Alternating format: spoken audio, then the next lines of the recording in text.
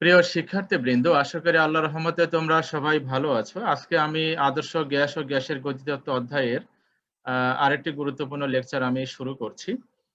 তো আজকের ক্লাসে আমরা শুরুতে গড় মুক্ত পথের রাশিমালা কিভাবে বের করতে হয় বিজ্ঞানী ক্লসিয়াস প্রদত্ত গড় মুক্ত পথের বেশ কয়েকটা সমীকরণ আছে। তো ক্লসিয়াসের সমীকরণটা শুধু আমরা ডিটেইলস দেখাবো, আর বাকিগুলো আমি লিখে দিব, সেগুলো অনুসারে তোমাদের ম্যাথমেটিক্যাল প্রবলেম সলিউশন করতে হবে। তো ক্লসিয়াস প্রদত্ত গড় মুক্ত পথের সমীকরণ কিভাবে বের করতে হয় সেটা আমরা এখানে একটা চিত্র ড্রয়িং করেছি, দেখো। তো তার আগে দেখো, আমরা নরমালি অণুগুলো তো খুবই ছোট, কিন্তু বাস্তবে বোঝানোর জন্য আমি এখানে একটু বড় করে ড্রয়িং করেছি। অণুগুলোর কিন্তু পয়েন্ট মাস, তাই না? অণুগুলো অনেক ছোট, কিন্তু আমি বোঝানোর জন্য একটু এখানে বড় করে ড্রয়িং করা হয়েছে। ধরো এই যে এটাই একটা অণু বিবেচনা করা হয়েছে। তো ডিটাকে বলা হচ্ছে সেই অণুটার ব্যাস। ডি কে কি বলা হচ্ছে? এই অণুর ব্যাস। ঠিক আছে, ডি কে বলা হচ্ছে অণুর ব্যাস। তো আমরা এখানে তোমার একই আকৃতির তিনটা, যেহেতু সকল একটি নির্দিষ্ট গ্যাসের সকল অণু কি সদৃশ, তো আমরা এখানে একই আকৃতির সদৃশ তিনটা অণু বিবেচনা করা হয়েছে, এ অণু, বি অণু, সি অণু। তো প্রত্যেকটা অণুর খেয়াল করো, আমার এখানে অণুর ব্যাস যেহেতু ডি, তাহলে আমার এই চিত্র থেকে বলো তো এ অণুর সেন্টার থেকে বি অণুর সেন্টার এই দূরত্বটা কি নির্দেশ করবে? বলো তো, সেন্টার টু সেন্টার, পাশাপাশি দুইটা অণুর। স্যার ব্যাস। হ্যাঁ বলো, ডি। কিসের ব্যাস? একটু ভালো করে কথা বলো। এই ডি ব্যাস, হ্যাঁ, সেটা কার ব্যাস? স্যার অণুর ব্যাস। অণুর ব্যাস। কিন্তু এই টোটাল চিত্রটা একটু ভালো করে খেয়াল করো। অণুর ব্যাস হচ্ছে ছোট হাতের ডি, বাট এই ছোট হাতের ডি আবার এই সিলিন্ডারের কি, দেখো আমরা এখানে একটা সিলিন্ডার কল্পনা করেছি। একটা পাত্রে যদি গ্যাস নেওয়া হয়, সেখানে আমরা অসংখ্য সিলিন্ডার আমরা বিবেচনা করতে পারি, ইমাজিন করতে পারি। তাহলে সেক্ষেত্রে ডি হচ্ছে অণুর ব্যাস, বাট এই ডিটা সিলিন্ডারের কি, দেখো চিত্র থেকে দেখো স্পষ্ট প্রতীয়মান হচ্ছে ডি। তাহলে কি হবে বলো?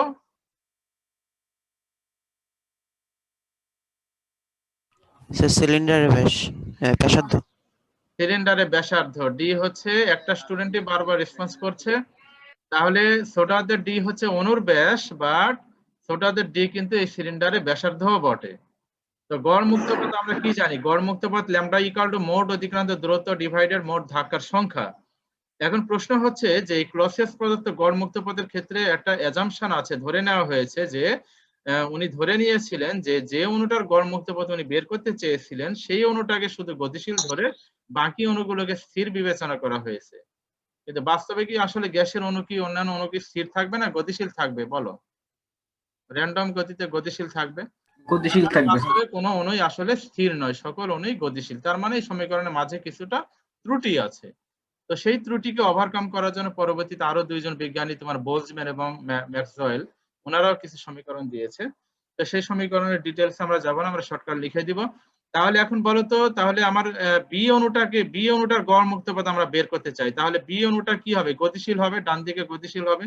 তো বি অণুটা যখন ডান দিকে গতিশীল হবে, তখন বাকি অণুগুলো কি থাকবে? স্থির থাকবে। এটা ধরেই নেওয়া হয়েছে অ্যাজাম্পশন, ঠিক আছে? তাহলে বি অণুটা যখন গতিশীল হবে, তখন বি অণুটা কোন অণুগুলোর সাথে ধাক্কা লাগবে বা সংঘর্ষে লিপ্ত হবে? উত্তর হচ্ছে যে যে সকল অণুর সেন্টার বি অণুর সেন্টার থেকে ডি দূরত্বে থাকবে, অথবা ডি এর চেয়ে কম দূরত্বে যারা থাকবে, যে সকল অণুর সেন্টার থাকবে, এই বি অণুটা কিন্তু সে সকল অণুর সাথে তোমার কি হবে? ধাক্কা লাগবে। বাস্তবে আসলে এই অণুগুলো তো আসলে এত ছোট না, মানে বড় না, তাই না? অনেক অনেক ছোট, অনেক ছোট মলিকুলার লেভেলে এই অণুগুলো অনেক ছোট। ফলে দেখা যাবে যে বি অণুটা যখন তোমার গতিশীল হয়ে এই বাম প্রান্ত থেকে যখন এই এল দূরত্ব অতিক্রম করে ডান প্রান্তে যাবে, তখন এই পাত্রের মধ্যে যতগুলো অণু থাকবে মোটামুটি সমস্ত অণুর সাথে তোমার এই বি অণুটার কি হবে? ধাক্কা লাগবে বা সংঘর্ষে লিপ্ত হবে। তো এখন তোমার তাহলে এই পাত্রের মধ্যে কতটা অণু আছে সেটা তো আমরা জানি না। তো সেটা বের করার জন্য আমরা এখানে ধরে নিচ্ছি যে একক আয়তনে, দেখো খেয়াল করো, আমি এখানে একটা জিনিস রাশি ধরে নেওয়া হচ্ছে যে একক আয়তনে অণুর সংখ্যা, একক আয়তনে অণুর একক আয়তনে অণুর সংখ্যা, এইটাকে আমরা একটা রাশি দিয়ে প্রকাশ করব। সেই রাশিটাকে আমরা নামকরণ করব that is equal to N suffix V. এই ভি দ্বারা বোঝানো হচ্ছে আয়তন, একক আয়তন, আর এন দ্বারা বোঝানো হচ্ছে অণুর সংখ্যা। তাহলে এন ভি দ্বারা কি বোঝানো হচ্ছে? একক আয়তনে অণুর সংখ্যা। আচ্ছা, এখন বলো তো তাহলে এই বি অণুটা যখন গতিশীল হবে তখন কোন অণুগুলোর সাথে ধাক্কা লাগবে বা সংঘর্ষে লিপ্ত হবে?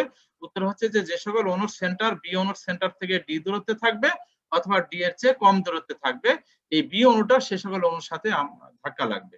তাহলে সেই ধাক্কার সংখ্যাটা বের করার জন্য আমরা কি করে নিলাম, ধরে নিলাম যে একক আয়তনে অণুর সংখ্যা হচ্ছে এন সাফিক্স ভি, ভিটা নিচের দিকে থাকবে। আচ্ছা, তাহলে বলো তো এই সিলিন্ডারের মোট আয়তন কত হবে বলো তো? সিলিন্ডারের টোটাল আয়তনটা কত হবে বলো? টোটাল আয়তন বলো, সিলিন্ডারের আয়তন বের করার ফর্মুলাটা বলো। মোট আয়তন দ্যাট ইজ ইকুয়াল টু কি? সিলিন্ডারের ব্যাসার্ধ কত ডি আর হাইট বা দৈর্ঘ্য কত এল, তাহলে এটার আয়তন কত হবে পাই।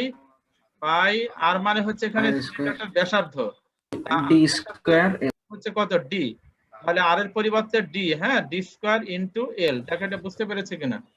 তাহলে একক আয়তনে অণুর সংখ্যা হচ্ছে এন ভি, সিলিন্ডারের টোটাল আয়তন হচ্ছে পাই ডি স্কয়ার এল। তাহলে তোমার মোট অণুর সংখ্যা কত, ধাক্কার সংখ্যাটা কত বলো?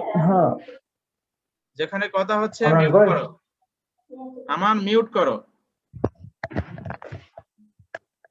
আচ্ছা, তাহলে মোট ধাক্কার সংখ্যা আমরা কিভাবে লিখতে পারি বলো?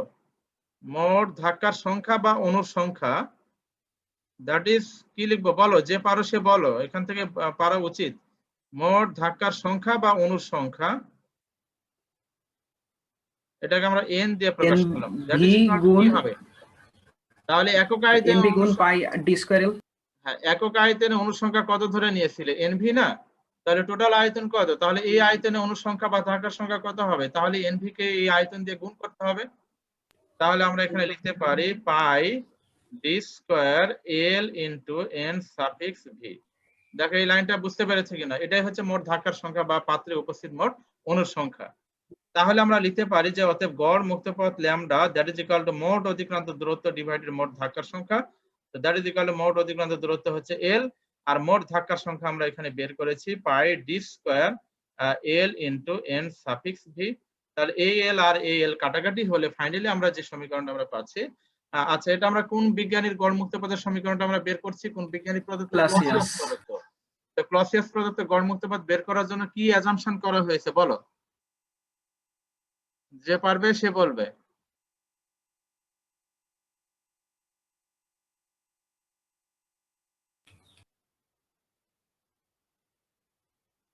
কেউই পারতেছ না, তাই না? তাহলে কেউই না পারলে আর কি করার, কিছু করার নাই। তাহলে ফাইনালি আমরা যেটা পেলাম যে ক্লসিয়াস প্রদত্ত গড় মুক্তপথের যে সমীকরণ দ্যাট ইজ ল্যামডা সি, ক্লসিয়াসের কারণে সি লিখছি আমরা, that is 1 divided pi D square N suffix V. এটাই হচ্ছে ক্লসিয়াস প্রদত্ত গড় মুক্তপথের সমীকরণ। তাহলে ক্লসিয়াস প্রদত্ত গড় মুক্তপথের সমীকরণে আমরা এখানে যে রাশিগুলো এসেছে সেই রাশিগুলো নিয়ে একটু কথা বলি। পাই কনস্ট্যান্ট 3.14, ডি হচ্ছে অণুর ব্যাস, আর এনভি হচ্ছে একক আয়তনে অণুর সংখ্যা। তার মানে অণুর ব্যাস যদি দেওয়া থাকে আর যদি একক আয়তনে অণুর সংখ্যা দেওয়া থাকে তাহলে আমরা এই সমীকরণ ব্যবহার করে গড় মুক্তপথ বের করতে পারি, ক্লসিয়াস প্রদত্ত গড় মুক্তপথ। কিন্তু ক্লসিয়াস প্রদত্ত গড় মুক্তপথের সমীকরণে কিছু ত্রুটি আছে। ত্রুটিটা কি, যে এখানে যে অণুটার গড় মুক্তপথ বের করা হয়েছে সেই অণুটাকে শুধু গতিশীল ধরা হয়েছে, বাকি অণুগুলোকে স্থির বিবেচনা করা হয়েছে। এটাই হচ্ছে অ্যাজাম্পশন। এই কথাটা কয়েকবার বলা হচ্ছে কিন্তু তারপরে তোমরা বলতে পারো না। তাহলে গড় মুক্তপথের আমরা সমীকরণ পেয়ে গেলাম ক্লসিয়াস প্রদত্ত 1 divided pi D square N suffix V. আচ্ছা, এখন এই সমীকরণের মধ্যে যেহেতু ত্রুটি আছে এই জন্য তোমার পরবর্তীতে বিজ্ঞানী বোলজম্যান উনি সকল অণুগুলোর তোমার অণুগুলোকে গতিশীল ধরেছেন, কিন্তু সকল অণুগুলোর বেগকে উনি সমান বিবেচনা করেছেন, অর্থাৎ গড় বেগ সমান ধরে উনি একটা গড় মুক্তপথের রাশিমালা বের করেছেন বোলজম্যান প্রদত্ত। তো বোলজম্যান প্রদত্ত গড় মুক্তপথের যে সমীকরণ এইগুলো সরাসরি লিখে দেওয়া হবে, এইগুলোর অনেক বড় ক্যালকুলেশন আছে, স্ট্যাটিস্টিক্যাল ডিস্ট্রিবিউশন আছে। এইগুলো ক্যালকুলেশন থেকে কিছু ধ্রুব রাশি এর সাথে যুক্ত হবে। ক্লসিয়াস প্রদত্তের যে গড় মুক্তপথ বের করা হয়েছে তার সাথে কিছু ধ্রুব রাশি যুক্ত হবে, সংখ্যা যুক্ত হবে, ধ্রুবক যুক্ত হবে। তো সেই বোলজম্যান প্রদত্ত গড় মুক্তপথের যে সমীকরণ সেটা হচ্ছে ল্যামডা বোলজম্যানের কারণে বি দিয়ে প্রকাশ করা হচ্ছে, দ্যাট ইজ 3 ডিভাইডেড 4, 3/4 একটা ধ্রুব এখানে তোমার গুণ হয়, মাল্টিপ্লাই হবে। এটা কিভাবে আসে, এটা ক্যালকুলেশন আছে, এই ক্যালকুলেশনের দিকে যাব না, এগুলো অনার্স লেভেলের পড়া। আপাতত আমি লিখে দিচ্ছি, এই অনুসারে তোমাকে পড়তে হবে। তাহলে এটা বোলজম্যান প্রদত্ত গড় মুক্ত পথের রাশিমালা। অর্থাৎ তোমার ক্লসিয়াস প্রদত্ত যে সমীকরণটা ছিল সেখানে কি দ্বারা গুণ করা হয়েছে বলো তো? 3/4। এটা একটা ক্যালকুলেশন থেকে এসেছে। সকল অণুগুলোর বেগকে সমান ধরা হয়েছে। বাস্তবে সকল অণুর বেগ কিন্তু আসলে সমান না, তাই না? সকল অণুর বেগ কিন্তু আসলে গড় বেগ কিন্তু সমান না। তো এই জন্য আমরা গ্যাসের ক্ষেত্রে আমরা আরেকটা বেগ বিবেচনা করি, সেটা হচ্ছে আরএমএস বেগ। তো সেই আরএমএস বেগ বিবেচনা করে বা আণবিক বেগ বন্টন তত্ত্ব তোমার ব্যবহার করে বিজ্ঞানী ম্যাক্সওয়েল উনি একটা গড় মুক্ত পথের সমীকরণ দিয়েছেন। বিজ্ঞানী ম্যাক্সওয়েল, মজফুল আকার কয়ে দন্তস্বয় ম্যাক্সওয়েল। তো ম্যাক্সওয়েল প্রদত্ত গড় মুক্ত পথের যে সমীকরণ সেখানে একটা ধ্রুব যুক্ত হবে, কিন্তু এখানে কি আইডিয়াটা ধরা হচ্ছে? উত্তর হচ্ছে আরএমএস বেগ বিবেচনা করে তথা গ্যাসীয় অণুর আণবিক বেগ ডিস্ট্রিবিউশন তত্ত্বটা ব্যবহার করে। সেটা আমরা এখানে পড়াবো না, এগুলো তোমাদের প্রয়োজন নাই। তাহলে সেটা ব্যবহার করলে তোমার ম্যাক্সওয়েল প্রদত্ত গড় মুক্ত পথের সমীকরণে এখানে একটা কনস্ট্যান্ট তোমার মাল্টিপ্লাই হয়, সেটা হচ্ছে 1/√2। তার মানে আমরা ফাইনালি এখানে সমীকরণটা পেয়ে যাচ্ছি 1/√2। এই সংখ্যাটা গুণ হবে, কিন্তু আর বাকি ক্লসিয়াসের যে রাশিগুলো আছে সেগুলো এখানে চলে আসবে pi D square N suffix V. তার এই যে সমীকরণটা বের হলো এটাই হচ্ছে ম্যাক্সওয়েল প্রদত্ত গড় মুক্ত পথের সমীকরণ। এখন এই তিনটা সমীকরণের মাঝে দেখো অ্যাজাম্পশন গুলো কি ছিল? যে ক্লসিয়াসের ক্ষেত্রে অ্যাজাম্পশন ছিল যে যে অণুটার গড় মুক্ত পথ বের করা হয়েছিল সেই অণুটাকে শুধু স্থির গতিশীল বিবেচনা করে বাকি অণুগুলোকে স্থির বিবেচনা করা হয়েছিল, যেটার মধ্যে একটা ত্রুটি ছিল। সেই ত্রুটিটা ওভারকাম করার জন্য বিজ্ঞানী বোলজম্যান কি বললেন যে যে তোমার সকল অণুগুলোকে উনি গতিশীল ধরেছেন, বাট সকল অণুগুলোর বেগকে উনি আবার সমান বিবেচনা করেছেন, অর্থাৎ গড় বেগ সমান ধরে উনি এই সমীকরণটা বের করেছেন। তাহলে এটাও কিন্তু একটা ত্রুটি আছে, কেননা সকল অণু আসলে গড় বেগের সমান বেগে গতিশীল থাকে না। এটা পরীক্ষায় প্রমাণিত হয়েছে যে বেশিরভাগ অণু কোন বেগে গতিশীল থাকে? আরএমএস বেগে গতিশীল থাকে। তো সেই আণবিক বেগ বন্টন বা তোমার আরএমএস বেগ বিবেচনা করে ম্যাক্সওয়েল প্রদত্ত যে গড় মুক্ত পথটা বের করা হয়েছে, এই গড় মুক্ত পথের অ্যাকুরেসি বা সঠিকতা হচ্ছে সবচেয়ে বেশি। তো পরীক্ষা যদি কখনো অঙ্ক আসে যে গড় মুক্ত পথের ক্ষেত্রে অঙ্ক যদি আসে, তাহলে কোন সমীকরণ ব্যবহার করে তোমরা অঙ্ক করবে বলো?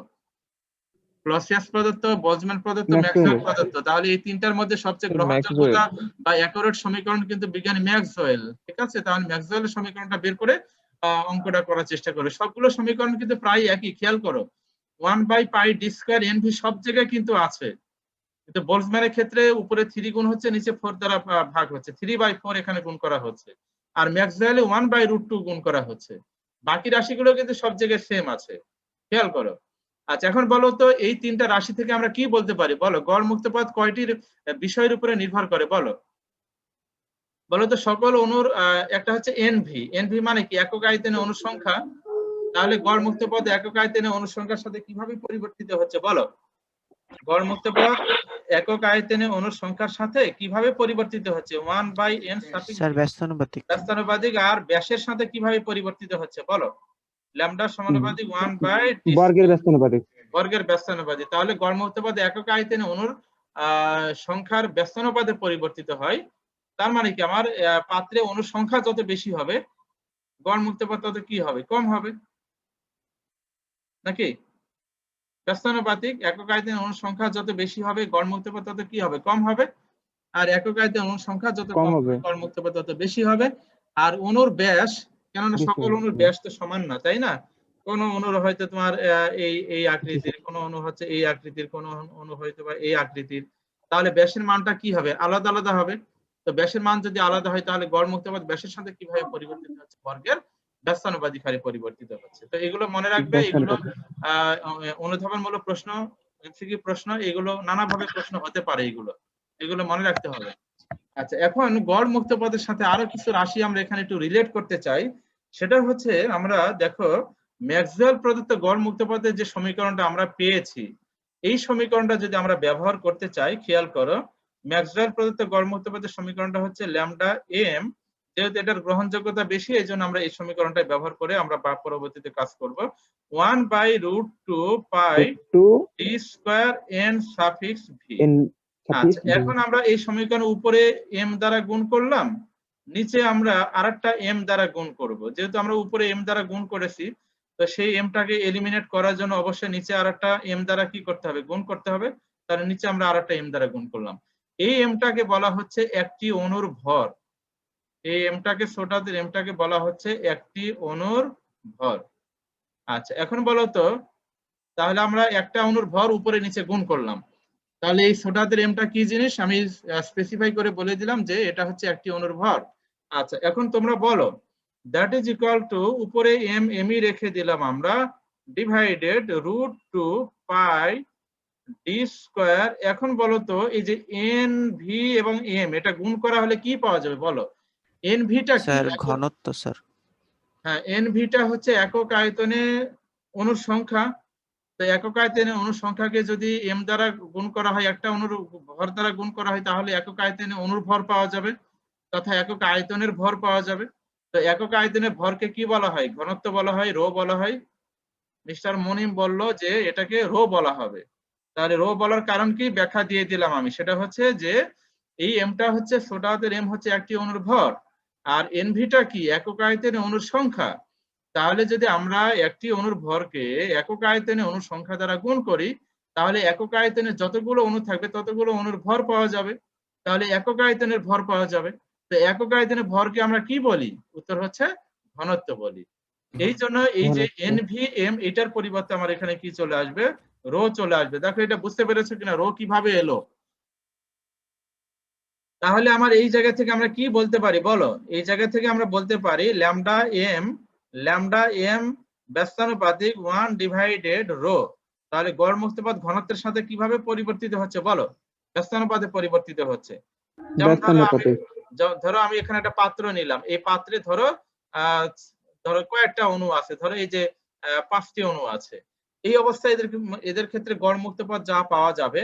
এখন যদি আমি এই ক্ষেত্রে এই পাত্রের মধ্যে যদি আরো গ্যাস প্রবেশ করাই বা সেখান থেকে বের করে নিই, তো গ্যাস যদি প্রবেশ করানো হয় তাহলে অণুর সংখ্যা কি হবে বলো তো? অণুর সংখ্যা কি হবে? বৃদ্ধি পেতে থাকবে। তো অণুর সংখ্যা যদি বৃদ্ধি পায় তাহলে ঘনত্ব কি হবে বলো? রেসপন্স করো। বাড়তে স্যার থাকবে। ঘনত্ব বাড়বে। বলো বাড়তে থাকলে কি হবে? এই সমীকরণের কথা বলো, কুইক রেসপন্স করো। ঘনত্ব বাড়বে। স্যার গড় মুক্তপথ কমে যাবে।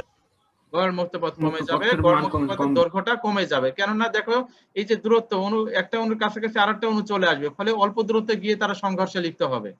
তখন দেখা যাবে যে দুটি সংঘর্ষের মধ্যবর্তী যে পথ, মুক্তপথ, এটা ছোট হয়ে যাবে। তার মানে ঘনত্বের সাথে এটা ব্যস্তানুপাতিক হারে পরিবর্তিত হবে। আবার তুমি যদি গ্যাস বের করে নাও, এই পাত্র থেকে যদি পাম্প করে গ্যাস বের করে নেওয়া হয়, তাহলে কি হবে? অণুর সংখ্যা কমে যাবে, আর অণুর সংখ্যা কমে গেলে ঘনত্ব কমে যাবে, আর ঘনত্ব কমে গেলে গড় মুক্তপথ কি হবে? বেশি হবে। তার মানে দুটি সংঘর্ষের মধ্যবর্তী যে দূরত্ব সেটা কি হবে? বেড়ে যাবে। তাহলে এটা লঙ্গার ডিস্টেন্স পাওয়া যাবে, গড় মুক্তপথটা বেশি হবে। তাহলে গড় মুক্তপথ ঘনত্বের সাথে কিভাবে পরিবর্তিত হয় সেই টপিকটা এখানে বোঝানো হলো, যে গড় মুক্তপথ ঘনত্বের ব্যস্তানুপাতিক হারে পরিবর্তিত হচ্ছে এখানে। আচ্ছা, এবারে আরেকটা রাশি আমরা জানি, সেটা হচ্ছে বলতো স্থির তাপমাত্রায় ঘনত্ব চাপের সাথে কিভাবে পরিবর্তিত হয়? সমানুপাতিক হারে পরিবর্তিত হয়। আর স্থির চাপে ঘনত্ব তাপমাত্রার সাথে কিভাবে পরিবর্তিত হয়? ব্যস্তানুপাতিক হারে পরিবর্তিত হয়। এগুলো পড়ানো হয়েছে, কিন্তু খেয়াল করে দেখবে, পড়ে দেখবে, আগের পড়াগুলো এখানে পড়ানো আছে। তাহলে সেক্ষেত্রে এই সমীকরণটাকে যদি আমরা রিকল করি, তাহলে আমরা কি লিখতে পারি বলো? ল্যামডা এম সমানুপাতিক 1 ডিভাইডেড রো এর জায়গায় এখন আমরা কি লিখতে পারি? চাপ। আর এইটা যদি আমরা রিকল করি তাহলে ল্যামডা এম সমানুপাতিক 1 ডিভাইডেড টি। তাহলে গড় মুক্তপথ চাপের সাথে কিভাবে পরিবর্তিত হচ্ছে বলো? ব্যস্তানুপাতিক ভাবে। ব্যস্তানুপাতিক হারে। ব্যস্তানুপাতিক নাকি? আচ্ছা, এখানে একটু ভুল লেখা হয়েছে। হ্যাঁ, গড় মুক্তপথ চাপের সাথে ব্যস্তানুপাতিক হারে পরিবর্তিত হচ্ছে। বার তাপমাত্রার সাথে কিভাবে পরিবর্তিত হবে বলো? সমানুপাতিক ভাবে, তাপমাত্রা বাড়লে ওটা বাড়বে। হ্যাঁ, তাপমাত্রার সাথে কিন্তু সমানুপাতিক হারে। কেননা তোমার রো সমানুপাতিক 1/t। তো রো এর জায়গায় যদি 1/t বসানো হয় তাহলে এটা 1 ডিভাইডেড 1/t। তার মানে আলটিমেট এটা টিটা কোথায় যাবে? উপরে চলে যাবে। এই যে টি, এই টিটাকে বলা হচ্ছে পরম তাপমাত্রা। বলো তাহলে গড় মুক্তপথ তাপমাত্রার সাথে কিভাবে পরিবর্তিত হয় আর চাপের সাথে কিভাবে পরিবর্তিত হয়? উত্তর হচ্ছে চাপের সাথে ব্যস্তানুপাতিক হারে পরিবর্তিত হয়, আর গরম তাপমাত্রার সাথে সমানুপাতিক হারে পরিবর্তিত হয়। এগুলো মনে রাখবে, এমসিকিউ পরীক্ষার প্রশ্ন। এগুলো কিন্তু এমসিকিউ পরীক্ষা থাকবে, খুবই ইম্পর্টেন্ট, এগুলো পরীক্ষা থাকে।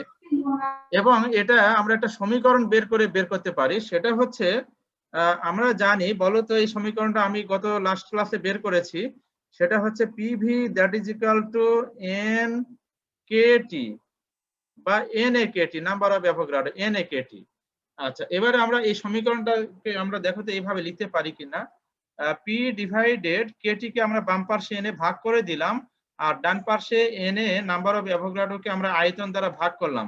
বলো তো অণু সংখ্যাকে যদি আয়তন দ্বারা ভাগ করা হয় তাহলে কি পাওয়া যাবে বলো? স্যার ভর। অণুর সংখ্যাকে আয়তন দ্বারা ভাগ করা হচ্ছে, কে পারবে বলো? যে ভর পারো সে পাওয়া বলো। যাবে। আচ্ছা, ভেরি স্যাড, ভেরি ব্যাড। এটা হচ্ছে ভর। একক আয়তনে অণুর সংখ্যা পাওয়া যাবে, সেটা হচ্ছে n∗v। অণুর সংখ্যাকে যদি আয়তন দ্বারা ভাগ করা হয় তাহলে একক আয়তনে অণুর সংখ্যা পাওয়া যাবে, ভর কই পাচ্ছে তোমরা? তো তোমাদের লেভেল দেখো দেখো তোমরা নিজেরা তোমাদের নিজেদের লেভেলটা একটু খেয়াল করো, কোথাও কোন লেভেলে আছে তোমরা। তাহলে অণুর সংখ্যাকে যদি আয়তন দ্বারা ভাগ করা হয় তাহলে একক আয়তনে অণুর সংখ্যা পাওয়া যাবে। তো একক আয়তনে অণুর সংখ্যাকে আমরা কি দিয়ে প্রকাশ করি? NV দিয়ে প্রকাশ করি। তাহলে NV সমান আমরা পেয়ে গেলাম P ডিভাইডেড KT। তাহলে আমার এখানে বোলজম্যানের যে সমীকরণটা আছে সেই সমীকরণ বোলজম্যান নিয়ে কিন্তু আমরা কাজ করতেছি। Lambda m that is equal to 1 divided √2 pi D square. এরপরে কি আছে বলো তো?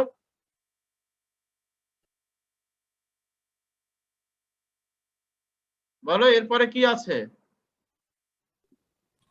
Sir NV, NV NV। তো NV সমান কত বের করেছি আমরা এখানে? Sir Na/V NV equal to A/V।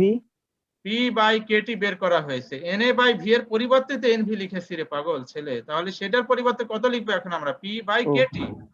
তাহলে by এই KT। NV এর জায়গায় আমরা কি KT। লিখতেছি? P divided K into T। তাহলে এটা যদি গুণ করে দেওয়া হয় তাহলে KT টা কোথায় যাচ্ছে বলো এখন? স্যার উপরে। KT উপরে। তাহলে KT divided √2 pi D square into চাপ। এই সমীকরণ ব্যবহার করে কিন্তু তোমাদের বইতে এই সমীকরণটা নাই, আমি করে দিলাম, এটা মনে রাখবে। এই সমীকরণ ব্যবহার করে আমরা গড় মুক্তপাত বের করব কখন? যখন তাপমাত্রা দেওয়া থাকবে, চাপ দেওয়া থাকবে, আর অণুর ব্যাস যদি বলা থাকে, তখন আমরা গড় মুক্তপাত বের করার জন্য এই সমীকরণটা ইউজ করব। আর কে কে কি বলা হচ্ছে এখানে? কে এর নাম কি বলো? কে কি রাশি এটা? স্যার বোলসম্যান ধ্রুবক। বোলজম্যান ধ্রুবক। তাহলে ধ্রুবকের মান আমাদের জানা আছে, কে এর মান জানা, √2 কনস্ট্যান্ট, পাই কনস্ট্যান্ট। তাহলে আমার এখানে তাপমাত্রা, চাপ আর অণুর ব্যাস যদি বলা থাকে তাহলে গড় মুক্তপাত বের করার জন্য আমরা এই সমীকরণটা ইউজ করব আমরা। তো এই সমীকরণ থেকে আমরা বলতে পারি না যে চাপ যদি স্থির থাকে তাহলে আমরা গড় মুক্তপাত দেখো বাকি রাশিগুলোর সাথে কিভাবে পরিবর্তিত হবে, ল্যামডা সমানুপাতিক টি। আর তাপমাত্রা যদি স্থির থাকে তাহলে ল্যামডা m সমানুপাতিক কি হবে? 1 ডিভাইডেড p, যেটা আমরা ওই যে কিছুক্ষণ আগে আমরা বের করেছিলাম। দেখো এটা কিন্তু এই সমীকরণ থেকে বের করা যায়। দেখো এটা বুঝতে পেরেছো কিনা?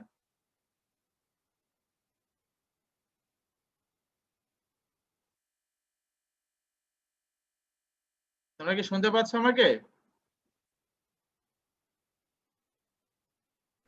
জি স্যার, বুঝতে পারছি। এই সমীকরণ থেকে যেগুলো লেখা যায় এটা কি ক্লিয়ারলি বুঝতে পেরেছো? এই যে লিখে দেওয়া হলো। জি স্যার। আর আমরা আগে জি, স্যার। সমীকরণ থেকে লিখে নাই, আমরা স্যার। আগে ওই যে চাপের সাথে যে ঘনত্বের যে রিলেশন ছিল সেইগুলো থেকে আমরা এটা লিখেছিলাম যে গড় মুক্তপাত চাপের ব্যস্তানুপাতিক আর পরম তাপমাত্রার সমানুপাতিক। কিন্তু এটা অ্যাকচুয়ালি যে একটা সমীকরণ তৈরি করে বের করা যায় তা পরম তাপমাত্রা সমানুপাতিক চাপের ব্যস্তানুপাতিক, সেটাই এখানে দেখানো হলো। তাহলে গড় মুক্তপাতের এই সমীকরণটা মনে রাখবে। এই সমীকরণটা ব্যবহার করে কিন্তু অঙ্ক পরীক্ষা আসে, ভর্তি পরীক্ষাতে আসে। তোমার ভর্তি পরীক্ষাতে বেশি আসে এই সমীকরণ ব্যবহার করে অঙ্ক। যদি চাপ আর তাপমাত্রা দেওয়া থাকে তাহলে গড় মুক্তপাত বের করার জন্য এই সমীকরণটা ব্যবহার করবে।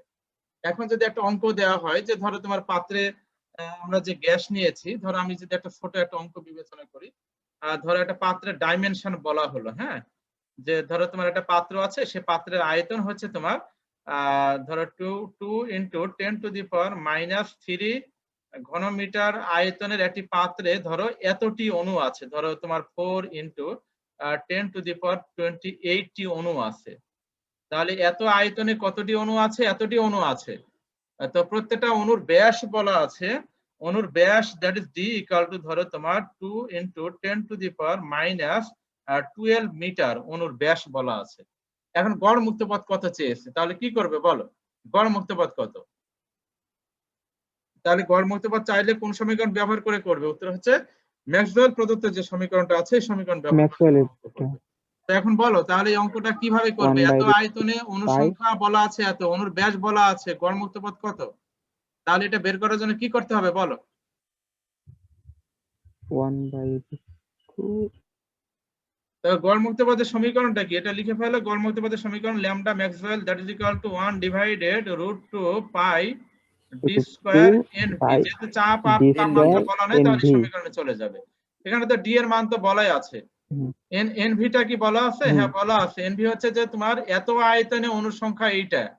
তাহলে একক আয়তনে অণুর সংখ্যা বের করার জন্য কি করবে? 4 ইনটু স্যার 10। ভাগ করবো স্যার। N A তাহলে আয়তন দ্বারা ভাগ করতে হবে। এইটা তো by বলতে পারতেছে না V তোমরা। তাহলে এইটাই হচ্ছে এনভি। দেখো এটা বুঝতে পেরেছো কিনা? সেই এনভির মানটা এখানে অ্যাপ্লাই করতে হবে। আর তুমি যদি এই সংখ্যাটা এখানে এনভির জায়গায় বসাও তাহলে কিন্তু অঙ্কের রেজাল্ট 0 হয়ে যাবে। অঙ্কের রেজাল্ট আসবে কিন্তু তুমি মার্ক পাবে 0।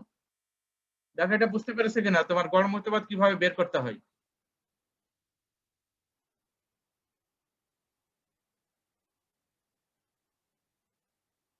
কি তোমরা কি বুঝতে পেরেছো? জি জি স্যার স্যার। কি বুঝতে পেরেছো? ব্যাখ্যা করো। মিস্টার আমান ব্যাখ্যা করো। কি করে বুঝলাম গড় মুক্ত পথ বের করতে হবে এইভাবে? তাহলে গড় মুক্ত পথ বের করার জন্য আমাকে কি করতে হয় বলো? স্যার এখানে আপনার জি স্যার এখানে ডি মানে ব্যাসের মান দেওয়া আছে স্যার, তারপরে এখানে আপনার এন এর মান দেওয়া আছে আর ভি এর মান দেওয়া আছে স্যার। এখানে ম্যাক্সওয়েল এর আমার তত্ত্ব অনুসারে স্যার পায়ের মান তো ধ্রুবক, ডি এর মান দেওয়া আছে আর N V sir N A by V দ্বারা বের করলাম যে এন ভি দিয়ে স্যার এটা বের হয়ে গেল। হ্যাঁ, তাহলে আমার মূল জিনিসটা হচ্ছে সমীকরণে যে এনভি আছে সেটা টোটাল অণুর সংখ্যা নয়, সেটা হচ্ছে একক আয়তনে অণুর সংখ্যা। কিন্তু আমার এই আয়তনে জি অণুর স্যার সংখ্যা বলা আছে এইটা 4 × 10⁻20। তাহলে আমার একক আয়তনে অণুর সংখ্যা বের করে নিতে হবে। এই জন্য পাত্রে যদি টোটাল অণুর সংখ্যা দেওয়া থাকে, আয়তন বলা থাকে, তাহলে অণুর সংখ্যাকে আয়তন দ্বারা ভাগ করতে হবে। করলে এনভি পাবে, সেই এনভিটা এখানে অ্যাপ্লাই করতে হবে। ঠিক আছে? এইভাবে আমরা গড় মুক্ত পথের তোমার জি অঙ্কগুলো স্যার করবো। আর যদি কখনো এরকম বলা থাকে যে ধরো তুমি পাত্রে গ্যাস নিয়েছো, সেটা হচ্ছে তোমার 2 অ্যাটমসফিয়ারিক প্রেসারে তোমার পাত্রে গ্যাস আছে এবং সেই গ্যাসের তাপমাত্রা বলা আছে ধরো তোমার 30 ডিগ্রি সেলসিয়াস এবং প্রত্যেকটা অণুর ব্যাস বলা আছে তোমার d that is equal to 2 × 10⁻⁻12 metre. এখন গড় মুক্ত পথ কত এটা চেয়েছে। তাহলে এটা বের করার জন্য কোন সমীকরণটা ইউজ করতে হবে বলো?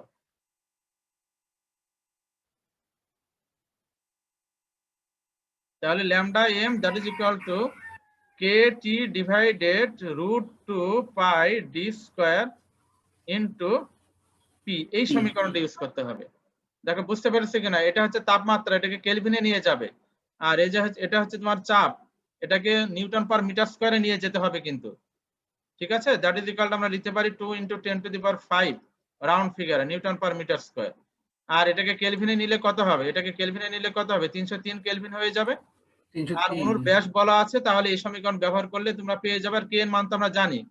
কে এর মান কত জানা আছে? K that is equal to 1.38 × 10⁻⁻23 joule per kelvin.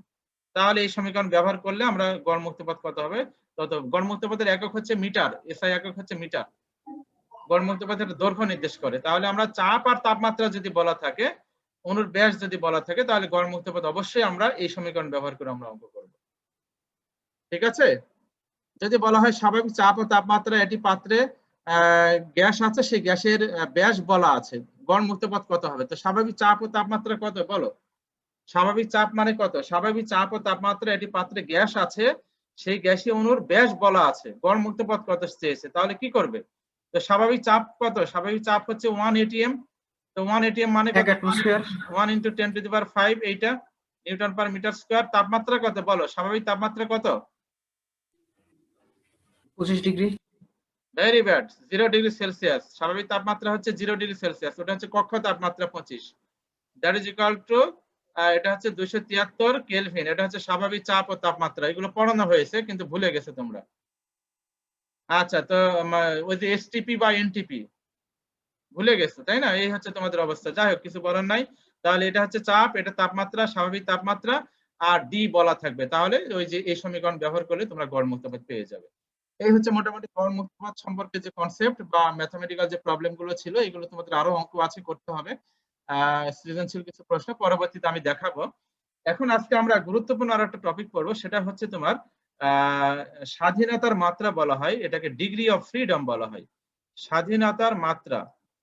বলো তো গ্যাস কত প্রকারের হয়? তুমি বলো দেখি, কেমিস্ট্রিতে কি শিখে এসছো তোমরা? স্বাধীনতার মাত্রা।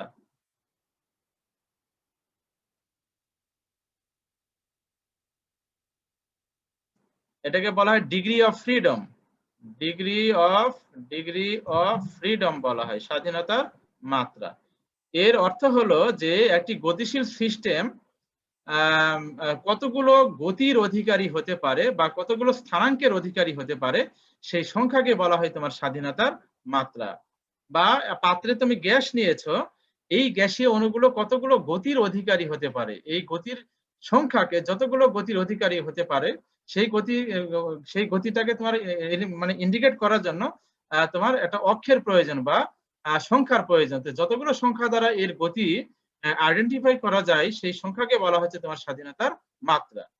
মানে একটা গতিশীল সিস্টেম বা গ্যাসীয় মলিকুল, একটি মলিকুল যতগুলো গতির অধিকারী হতে পারে সেই সংখ্যাকে বলা হয় তোমার স্বাধীনতার মাত্রা।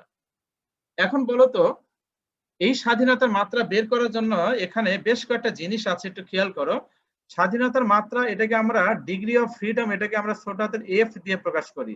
That is equal two F এর মধ্যে তোমার এই গ্যাসীয় মলিকুলে তোমার তিনটা গতি আছে। একটা হচ্ছে লিনিয়ার গতি বা এটাকে বলা হয় ট্রান্সলেশনাল মোশন। আমি একটু ইংলিশে লিখবো, ট্রান্সলেশনাল মোশন মানে রৈখিক গতি যেটাকে বলা হয়, ট্রান্সলেশনাল মোশন। এরপরে হতে পারে রোটেশনাল মোশন, মানে ঘূর্ণন গতি যেটাকে বলা হয়, রোটেশনাল মোশন। এবং আরেকটা গতি হতে পারে, সেটা হচ্ছে তোমার ভাইব্রেশনাল মোশন বা অসিলেটরি মোশন, বা যেটাকে ভাইব্রেশনাল মোশন বলা হয়, অসিলেটরি মোশন। তাহলে আমরা এখানে কয়টা গতির কথা আমরা জানলাম? বলো, তিনটা গতি আছে। একটা হচ্ছে ট্রান্সলেশনাল মোশন, আর একটা হচ্ছে রোটেশনাল মোশন, আর একটা হচ্ছে অসিলেটরি মোশন বা ভাইব্রেশনাল মোশন। তাহলে আমার এখন স্বাভাবিক অবস্থায় উচ্চ তাপমাত্রা না হলে এই অসিলেটরি মোশনটা পাওয়া যায় না। তার মানে স্বাভাবিক তাপমাত্রায় আসলে মোটামুটি তোমার 100 কেলভিন থেকে 1000 কেলভিন পর্যন্ত আসলে তোমার এখানে কোনো অসিলেটরি মোশন নাই। তার মানে অসিলেটরি মোশনের যে গতি সেটাকে আমরা কত ধরবো? 0 ধরবো। তাহলে 100-র উপরে, 1000-এর উপরে গেলে কিন্তু অসিলেটরি মোশন আছে।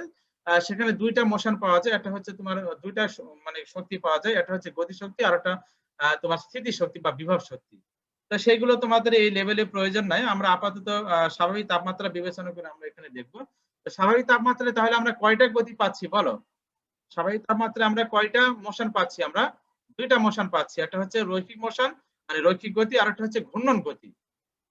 প্রথমটা হচ্ছে রৈখিক গতি, পরেরটা হচ্ছে ঘূর্ণন গতি। আর হায়ার টেম্পারেচার হলে সেখানে আরেকটা গতি এখানে অ্যাড হবে, সেটা হচ্ছে ভাইব্রেশনাল গতি তৈরি হবে। অণুগুলোর মধ্যে এক ধরনের ভাইব্রেশন তৈরি হবে, যেটাকে বলা হয় অসিলেটরি মোশন। তো সেটা আমরা আপাতত এখানে বাদ দিয়ে আমরা বিবেচনা করব। এখন গ্যাস কত প্রকারের আমি একটা প্রশ্ন করেছিলাম, তোমরা নিশ্চুপ বসে আছো তোমরা। গ্যাস 3 প্রকারের হয়, একটা হচ্ছে এক পরমাণু, দ্বিপরমাণু, বহু পরমাণু। লেখাপড়া করো ভালো করে। তো এক পরমাণু গ্যাসের ক্ষেত্রে যদি আমরা ডিগ্রি অফ ফ্রিডম বের করতে চাই, এক পরমাণু গ্যাসের ক্ষেত্রে, তাহলে এক পরমাণু গ্যাসের ক্ষেত্রে দেখো আমার এক পরমাণু মানে হচ্ছে একটা অ্যাটম থাকবে, সেখানে একটা মলিকুল থাকবে। আমরা এখানে ডাইমেনশন বিবেচনা করতেছি, খেয়াল করো। এটা এক্স ডাইমেনশন, এটা ওয়াই ডাইমেনশন, আর এটা হচ্ছে তোমার জেড ডাইমেনশন। তাহলে এই অণুটা এক্স অক্ষ বরাবর গতিশীল হতে পারে, ওয়াই অক্ষ বরাবর গতিশীল হতে পারে, জেড অক্ষ বরাবর গতিশীল হতে পারে। তাহলে বলো তো কয়টা রৈখিক গতি আমরা পেলাম এই অ্যাটমটার? তিনটা। তাহলে ডিগ্রি অফ ফ্রিডম, তাহলে ট্রান্সলেশনাল মোশনের ক্ষেত্রে আমরা কয়টা গতি পেলাম? আমরা তিনটা। প্লাস রোটেশনাল মোশন, এই অণুগুলো যখন রোটেট করবে তখন এটা যেহেতু তোমার রিজিড গোলক, তাহলে গোলকের ক্ষেত্রে তোমার এই রোটেশনাল মোশনের ক্ষেত্রে গতিশক্তি বের করার ফর্মুলা হচ্ছে, অর্থাৎ ট্রান্সলেশনের ক্ষেত্রে আমার গতিশক্তি কিভাবে বের করি? Half m v square v x square plus half m. আমি যদি ডিটেলস একটু দেখাতে চাই, দেখো degree of freedom that is equal to half m v x square plus half m v y square plus half m v z square. এটা হচ্ছে 3টা translational motion পেলে 1টা 2টা 3টা রৈখিক গতির কারণে আমরা এটা পাবো। এবারে আমার ঘূর্ণন গতির কারণে ঘূর্ণন গতি শক্তি কত পাই আমরা? ঘূর্ণন গতি সমান কত? Half I omega square. নিউটনের বলবিদ্যা অধ্যায়ে পড়ানো হয়েছে এটা। এখন এখানে আই ইজ ইকুয়াল টু আমরা লিখতে পারি তোমার এটা যেহেতু রিজিড স্ফিয়ার যার জন্য আমরা এটাকে লিখতে পারি 2/5m ইনটু r স্কয়ার। যে আরটাকে বলা হচ্ছে এই অণুর ব্যাস, সরি ব্যাসার্ধ।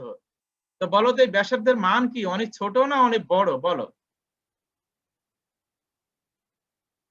স্যার অনেক ছোট। অনেক ছোট। এই ব্যাসার্ধ গুলো এইরকম রেঞ্জের হয় তোমার something into 10 to the power minus 15 16 এই রেঞ্জের হয়। তার মানে এই আর এর মান যেহেতু অনেক ক্ষুদ্র, তো আর এর মান যেহেতু ক্ষুদ্র তাহলে আই এর মানটা অলমোস্ট কি হয়ে যাবে বলো তো? আই এর মানটা অলমোস্ট কি হবে বলো? সেটাকে আবার স্যার স্কয়ার 0। করা হচ্ছে, খেয়াল করো স্কয়ার করা হচ্ছে। তার মানে কি 10 টু দি পাওয়ার মাইনাস 13 হয়ে যাবে, 30 হয়ে যাবে, 30 হবে। তার মানে এটা অলমোস্ট কি হয়ে যাবে? 0 হয়ে যাবে। তো এটা যদি 0 হয় তাহলে half I omega square rotational energy কত পাচ্ছি আমরা বলো? স্যার 0। তার মানে 3টে অ্যাক্সিস বরাবর সে রোটেট হতে পারে, এভাবে রোটেট হতে পারে, এভাবে রোটেট হতে পারে, আবার এভাবে রোটেট হতে পারে। তো 3টা ডাইমেনশন বরাবর রোটেশনাল যে এনার্জি সেটা আমরা কত পেয়ে যাচ্ছি? 0 পেয়ে যাচ্ছি, কোনো রোটেশনাল এনার্জি নাই। কেন নাই? কেননা জড়তার ভ্রামক এখানে অলমোস্ট শূন্য হয়ে যাচ্ছে। কেন শূন্য হচ্ছে? কেননা এই অণুর ব্যাসার্ধ অনেক ছোট, অনেক ক্ষুদ্র। তো সেটার উপরে আবার স্কয়ার করা হলে আলটিমেট এটা কত হয়ে যাবে? শূন্য হয়ে যাবে। এই জন্য এখানে কোনো রোটেশনাল এনার্জি নাই। তার মানে আমরা এখানে টোটাল কয়টার দিকে আমরা এনার্জি পেয়েছি? উত্তর হচ্ছে 3টার দিকে আমরা এনার্জি পেয়েছি। 3টা। তাহলে আমার এখানে ডিগ্রি অফ ফ্রিডম এর কয়টা হয়েছে বলো? 3টা হয়েছে। 3টা। এবার এটা যদি দ্বিপরমাণু গ্যাস হয়, দ্বিপরমাণু গ্যাস হলে আমরা এটাকে এইভাবে দেখাবো, এটা একটা অ্যাটম, এইটা একটা অ্যাটম। তাহলে আমরা এটার যদি আমরা এইভাবে দেখাতে চাই, এটা এক্স ডাইমেনশন, এটা ওয়াই ডাইমেনশন, আর এটা হচ্ছে তোমার জেড ডাইমেনশন। তাহলে এই অ্যাটমটা এক্স অক্ষ বরাবর গতিশীল হতে পারে, ওয়াই অক্ষ বরাবর গতিশীল হতে পারে, জেড অক্ষ বরাবর গতিশীল হতে পারে। তাহলে আমরা এখানে কি লিখতে পারি? এ ফিজিক্যাল কত লিখতে পারি? এ ফিজিক্যাল আমরা লিখতে পারি ট্রান্সলেশনের ক্ষেত্রে কয়টা চলে আসবে? এই 3টা চলে আসবে, half m v x square v y square v z square, 3টা চলে আসবে। প্লাস রোটেশনালের ক্ষেত্রে এখন যেটা দেখাবে, রোটেশনালের ক্ষেত্রে দেখো এখানে আমি যদি এখানে একটা আলাদা একটা চিত্র দেখাতে চাই, ধরো এটাই হচ্ছে তোমার সেই দ্বিপরমাণু গ্যাস। তাহলে এটা ওয়াই অক্ষ বরাবর গতিশীল হতে পারে, আবার জেড অক্ষ বরাবর গতিশীল হতে পারে। কিন্তু এক্স অক্ষ বরাবর যদি এটা গতিশীল হয়, তাহলে এক্স অক্ষ বরাবর গতিশীল হলে কিন্তু এখানে মানে নিজেকে কেন্দ্র করে ঘুরছে। তাহলে সেক্ষেত্রে এই যে জড়তার ভ্রামক যেটা, এটা অলমোস্ট কত হয়ে যাবে? 0 হয়ে যাবে। তার মানে এক্স অক্ষ বরাবর কিন্তু তার কোনো গতিশক্তি থাকবে না, তার মানে এটা একটা রেস্ট্রিকশন। কিন্তু জেড অক্ষ বা ওয়াই অক্ষ বরাবর কিন্তু এর একটা গতিশক্তি থাকবে, কেননা এই যে এখানে একটা কিন্তু দূরত্ব পাচ্ছ তোমার এই ঘূর্ণন অক্ষের সাপেক্ষে, এই দূরত্বটা একটা রিমার্কেবল দূরত্ব। এই দূরত্বের কারণে কিন্তু আমরা জেড অক্ষ বরাবর আমরা শক্তি পাবো, ওয়াই অক্ষ বরাবর আমরা ঘূর্ণন গতিশক্তি পাবো।